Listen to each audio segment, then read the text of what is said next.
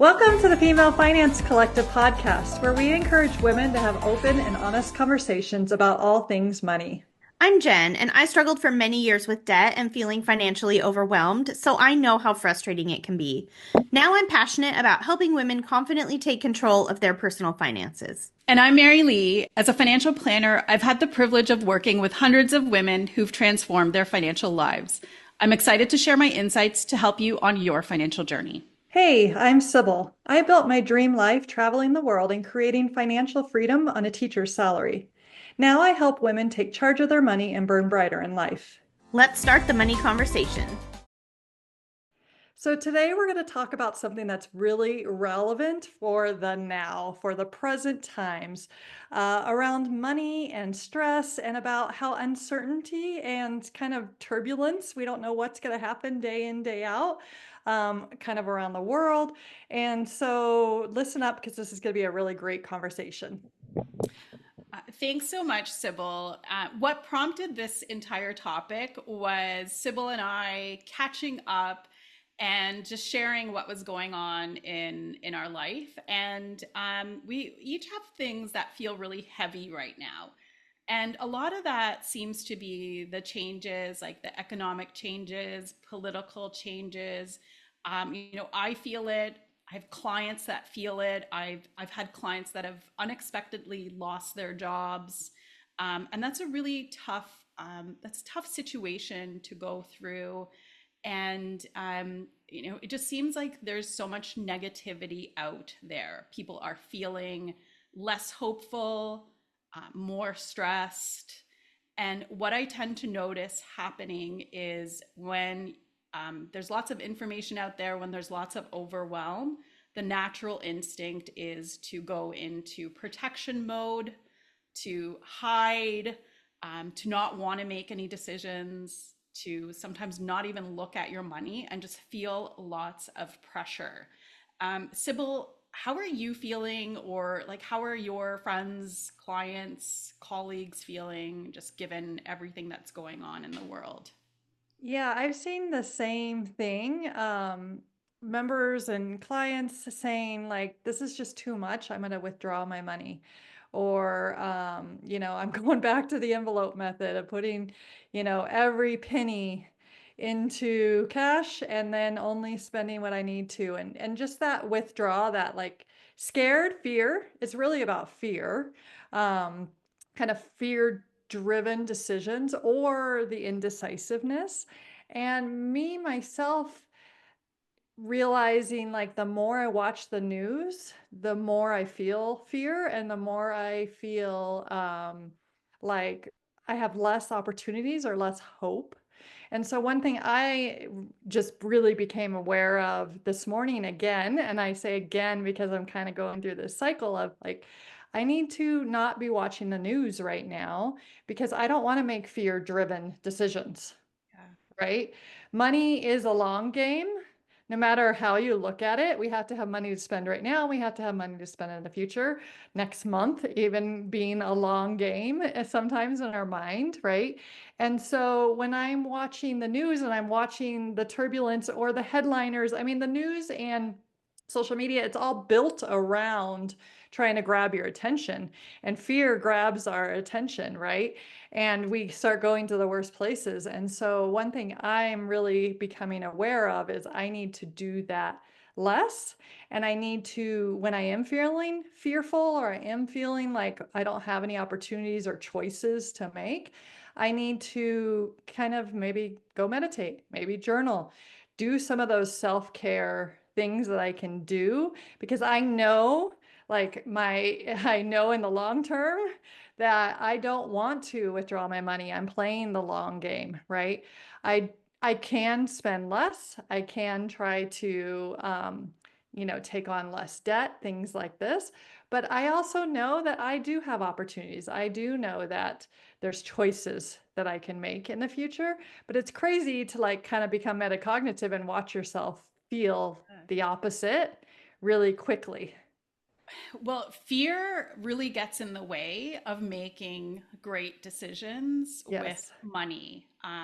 Like as soon as you feel like the lack, and if you know, just getting your brain to make rational, intentional decisions becomes more difficult. One of the ideas that I give clients is to zoom out. So, you know, you feel really stuck in the moment. Well, think a little bit ahead. Like, what milestones are coming up? When Sybil and I were chatting, she mentioned that, you know, over the next number of years, her kids are going to be older. So, Exactly. different opportunities will come up in terms of how she can earn income or where she can live. So, think ahead a little bit in terms of what might be coming up. And sometimes that can offer a little bit of calmness, a little bit of peace. The other thing you mentioned it was think about your options. Like you know, what options do you have access to? And really hone in on repetitive thoughts or repetitive worries. So if you're sensing like you're really scared, you're not sleeping well at night, then that's a good trigger to beef up your cash reserves, for example. So, you know, have a little more of an emergency fund or money set aside, because having that's going to help you reduce the worry and anxiety and not being able to sleep, and still actively look at your money. So remember the Yes. things that we can control. So we can control like our spending decisions, we can control having goals, we cannot control politics, what the stock market does. Those are beyond our control. So just putting the energy, effort, and focus into the things that we can take charge of day to day. That can just be a good tactic to give that the focus and not social media news, kind of the Exactly. negative events and press that's out there. Yeah, exactly. And like looking at those numbers again, actually that's on my agenda for today, is really motivating and keeps you kind of grounded, right? If you have that emergency savings, the whole reason, you know, it's highly wide known to try to have 3 to 6 months of your living expenses in an emergency saving account. It seems like a lot of money. It is a lot of money. But if you do have it, this is a time to remind yourself why you have that money, why I can use it if I have to, right? If I get unexpectedly laid off, I'm going to be so grateful for myself that I have that money. And like you said, it's a time that you can try to contribute more if possible, to that fund. Maybe it's a time like for me after COVID, our short-term rental property was closed, and so we had big expenses for 3 or 4 months, and so we used more of our emergency savings. And that was a point for me where I was like, I need to not just have 3 months, I need to have 6 months. And that needs to include some of these business expenses because I'm gonna have to pay them just like I'm gonna have to pay my personal expenses. Um, and so just looking at those numbers, that's my plan today, and looking at my income and looking at some of those bigger buckets that often, you know, maybe I haven't looked at in a while. I'll be able to reassure myself too that I'm doing the right thing. You got to keep going. Don't let the fear drive you, or the uncertainty, because in reality, like thinking about the US stock market, it hasn't dropped that much when you look at the graphs, right? Like, and I'm looking at it as an opportunity to buy more. Like I haven't contributed to our 2025 Roth IRAs yet, right? So is this an opportunity to actually contribute more of that chunk across the year because the stock market has gone down a little bit? And then I can feel some satisfaction of too, like I'm meeting my goals of contributing to my retirement, to my Roth IRA.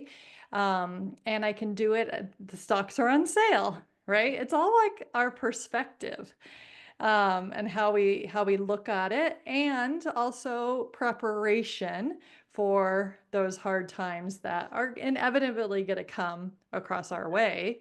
They they do. It was COVID. Now it's, you know, some uncertainty in the world economic market, right? Yeah, yeah, things, negative events will continue to happen. It's Yes, just unfortunately. natural. It's like the seasonality of businesses and markets. Yeah. So in a way, it's normal when it Uh-huh. happens.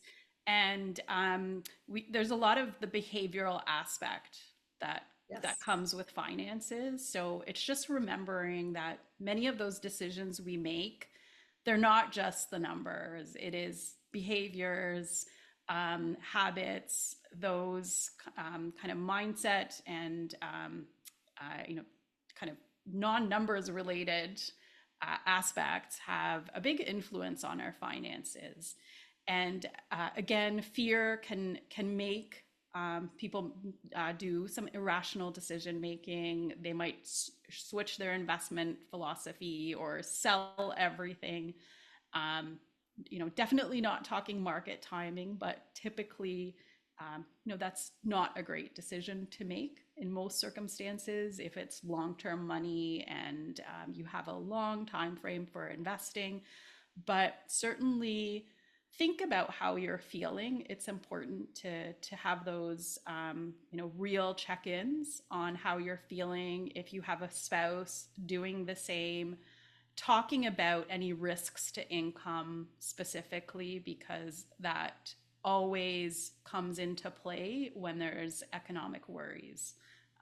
Often the biggest risk is related to income. So the markets are doing their thing, but one of the biggest worries is my income safe? Will I have a job?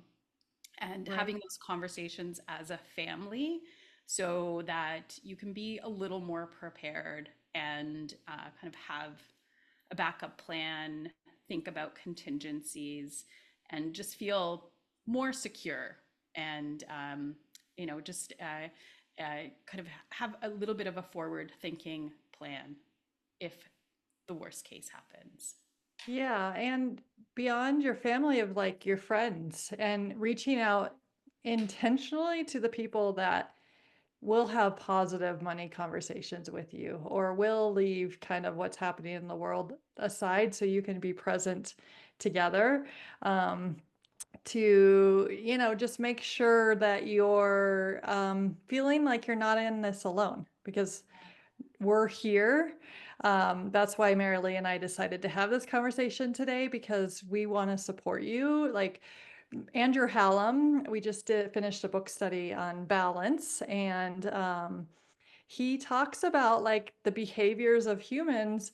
It's very hard for most of us to do the investing on our own, to do a lot of the financial pieces on our own because of this emotional element.